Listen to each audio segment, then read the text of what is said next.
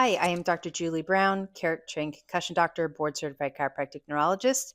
Today we are going to talk about the otoliths, which might be my favorite sensory organ.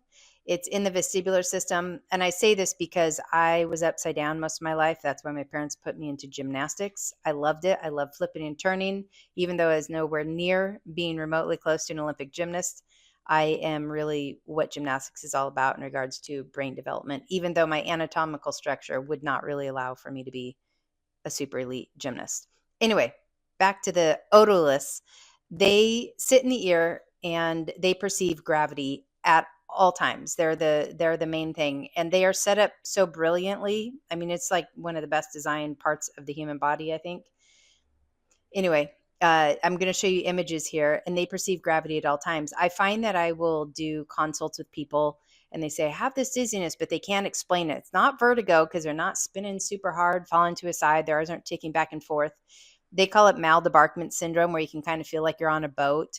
There's one called Alice in Wonderland syndrome. I remember I played soccer 1 year in high school, and I was looking down and I was like, oh, there's the ground, but I feel like I'm high up. But wait, no, I feel like I'm right next to the ground. It was a very odd feeling. And now that I know later, treating these human body, that I probably had problems with my otolith. Very well could have been from heading the ball. I'm not sure.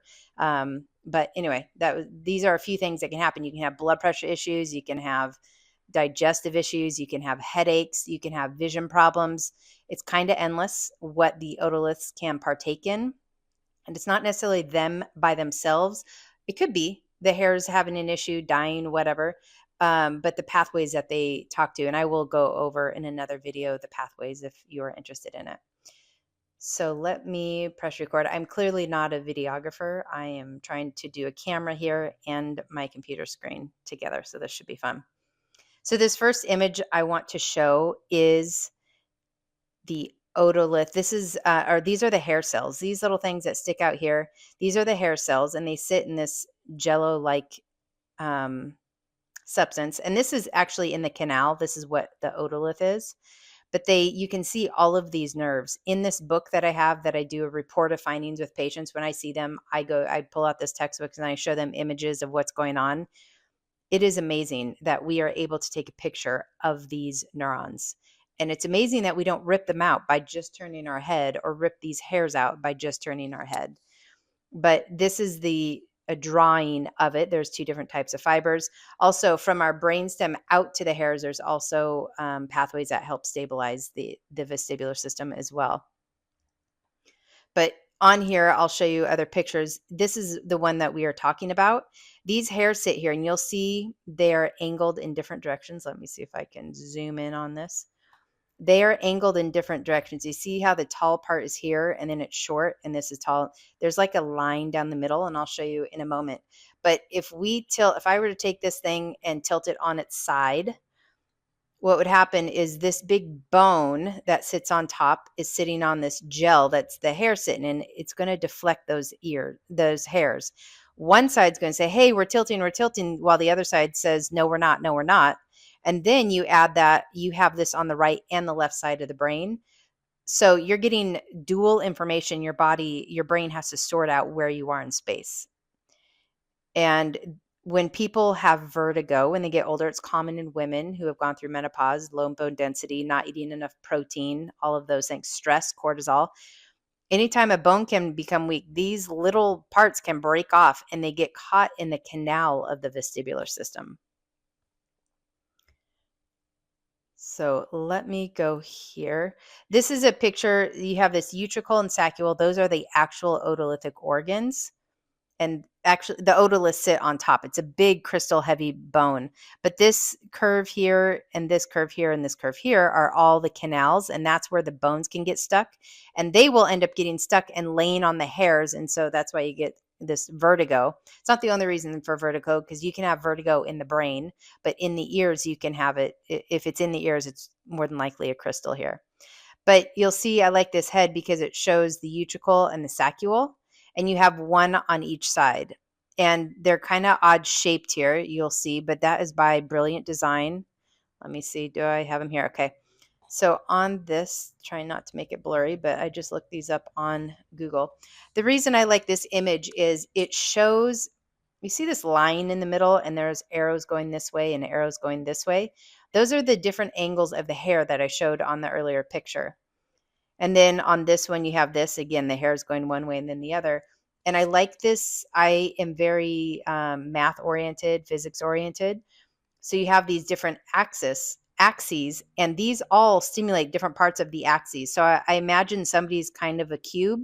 And when I see them, I think that part of that graph may be fuzzy. They're not getting enough stimulation. And I have to figure out what hair or what part of this otolithic system is not getting stimulated enough to fire up the whole graph so that somebody can feel comfortable. And I would call that graph your brain, your cortex, and letting you know where you are in space. Here's a simple picture. This looks like it's from a YouTube video here. You can go look it up. But what they clearly have the image of a person here and the head go down. This is going to be the saccule that's involved with this. But you have these hairs that come out, the gel, and then this is, they call this the otoliths, and it's bone that lay, crystals that lay in different positions, which I'll show you a schematic of it here in a second. And when you tilt, again, this is heavy. So when she tilts her head forward, you can see those hairs deflecting and all the fluid kind of goes this way. And these are all the nerves. Again, the picture I have in that book is beautiful, but you have these nerves that go down and go back to the brain and say, hey, we're tilting. So we have this schematic. Here's a great up close picture I saw on here. And you see how there's always one long hair and then these are shorter. When that long hair tilts, that's when you know the action potential is going to start. And there are nerves that are not showing in this picture. Actually, they're showing the nerve cell, but not the actual nerve pathways. One thing I talk about with patients is meat is essential for brain health and overall health. There's no way to replicate it. And collagen is what this whole area is made of. So if you're not getting your animal foods, you are not building this collagen. So I have a tough time taking patients when they are vegan or vegetarian, especially for a long time, because we may get nowhere trying to help them because they aren't giving their body the basics that they need. But this is one area. And when these fall out, they don't repair. Though on that note, I did see in one of my Facebook groups, somebody shared that they have been able to use stem cells and regenerate some hairs in the ears. Don't quote me on that, but that was a quick title that I saw, which would be great for many people. Here's another picture. These are of the otoliths that that's the bone that sits on top, and it's huge. It's a big circle. Again, it's a picture in the book that I have. And these little bones, they can break off, and that's what gets stuck in the canal. And we want to get those out so that people don't have vertigo. Anywho, I hope you enjoyed this basic of the otoliths. Once that information, by the way, I'll talk about it in the next video. Once that organ gets stimulated, the neurons will go to the brainstem from both sides, and there's specific nucleus, and it gets more complex from there. But hopefully, if you have dizziness, somebody has checked this out for you. If not, you're welcome to call. I would say most functional neurologists are pretty knowledgeable on this topic. And that's it. See you next time.